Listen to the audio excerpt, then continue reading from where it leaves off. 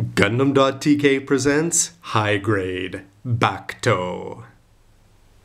Hey again everybody, it's Robert184, 2 R's, 2 B's from Gundam.TK, which is GundamReviews.net, and as you can see from all of these empty plates, the High Grade Bacto is all put together and ready to join the Zetas and the Gafran in high grade over there, and now it's time to take a look at the individual parts, which are going to include the regular body parts, as you can see here, 2 wings, a tail section slash back, 2 extra manipulators to go along with the head. The legs by themselves were enough to make me really like this kit, especially when you're putting it together. You're going to get 2 colors here, the green and the very, very light green, almost white there, a little bit of lining opportunities. But basically they're just big and fat as opposed to the Gafran with its very skinny legs and the Zetas with its medium-sized ones. These are going to stand out. In terms of the mechanics, you can see it's just a ball joint there to hold everything in. On a polycap, the knee is going to bend like that, and that's a very impressive bend despite their bulky size. The ankles are also on a ball joint, but when you take a look at it from below, that's when you get to see the little extra steps that Bandai went with this kit.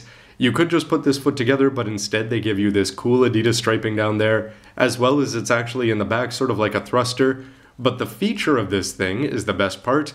When you split it apart, and you're just going to have to just get your fingernails in there and do that, you can actually bring both parts of the leg armor forward and back. And you can see that it's just on this part here, which is going to keep everything together. Now, is it the best way to open up something? No, because it's just on a single point, which means it can move all over the place. But it reveals this kind of armor, which sort of looks like wings in there, adds to the overall effect of the Bacto, and helps it hulk out just that much more. So despite its drawbacks, I think this is its coolest feature. And here's a look at the bend from the front. You're going to reveal some gray, but it's not too ugly other than that little bit up there at the top. The waist section looks incredibly dull until you look underneath for the details. Again, that Adidas striping on the back, even on the front there, and the part where you reveal the action-based connector port, you actually get Adidas striping, so it's not just a regular boring gray cap when you put it all on. It all looks good, especially when you have those 2 colors there in the front. The chest is the big winner here though, and that's for a couple of reasons. First, the vents, instead of having Adidas striping, you've just got 2/3 of it there on either side, but it's great to see that inner frame poking through. You've got a little channel here, which I put some gray lining on. I found that the gray worked better with this green than the black would. And then the fact that you've got that different shade of green down there. In terms of moving parts, this part moves ever so slightly, but it doesn't even feel necessarily like it should. And on the back, you've got this polycap here, which you're going to take this whole tail section slash back, and it looks very reptilian. And when you plug it in, this is going to complete the back. You have these 2 polycaps down here to attach the wings onto, and this is where you're going to attach the head on the neck. This part doesn't move very much other than that when it's attached on, except for the fact that you can move the neck, which will be used for the transformation.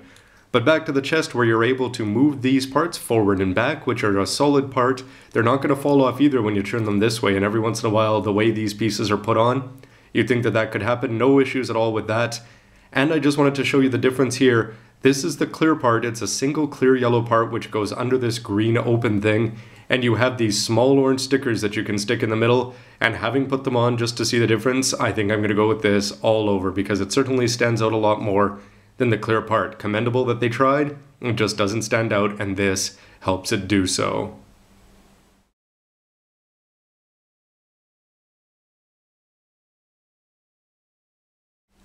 The clear yellow actually does have channels defined so you can put those stickers in, but they're just a little bit too large for that.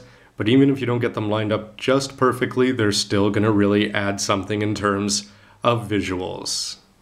For the tail slash beam rifle, first of all, you're going to be able to rotate it around down there, and then it's going to bend like this and like this. So you're not going to get too much of a bend there. Up at the top, you're going to be able to bend it around this much, and you'll notice that this part is going to get in the way unless you extend it down, because it has a stretch point in there. And with that stretch point taken out of the way, you can bend this beam rifle all the way forward and have it go over the shoulders, have it come underneath and go under the hips. There's various things that you can do, but it does look identical to the Gafrans, which is sort of disappointing that they didn't give it anything unique back there.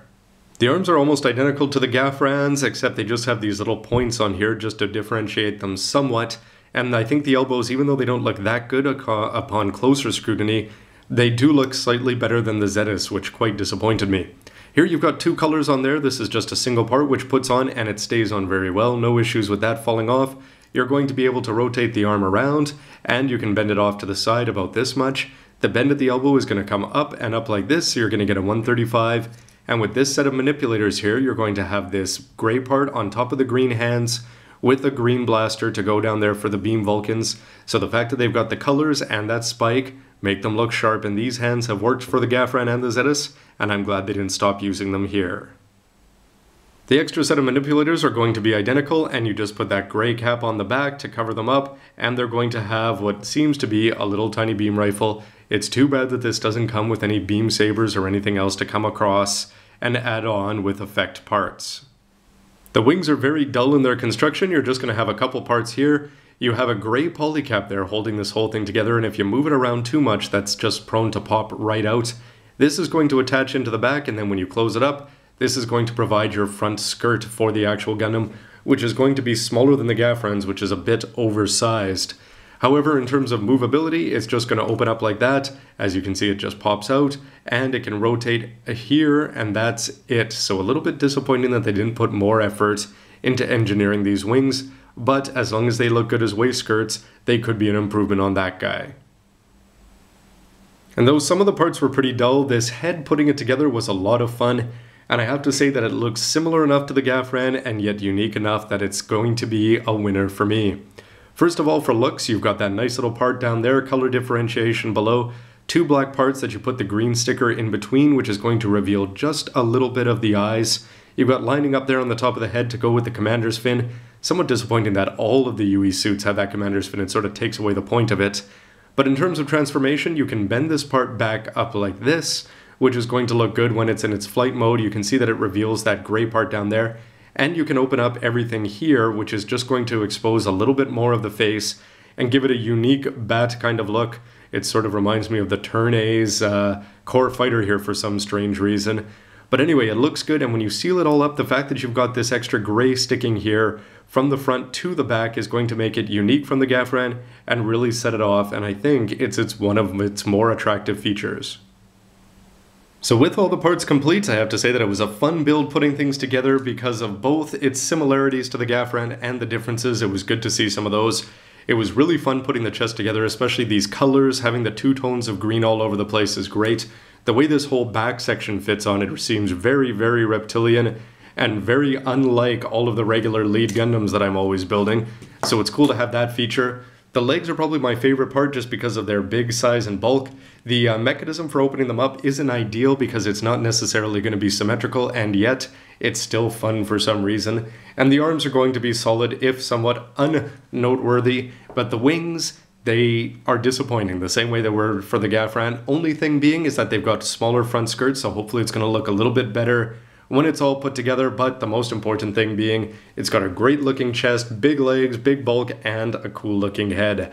So stay tuned everybody to see all of these parts turned into this mobile suit for the UE before my final verdict, and why don't you let me know what do you think of the Bacto and its debut in the anime and this video. Love to hear from you with a comment down below. Please hit thumbs up if you enjoy the vid and subscribe to not miss any others. Anyway everybody, Robert184 Gundam.tk, see you next time. Bye.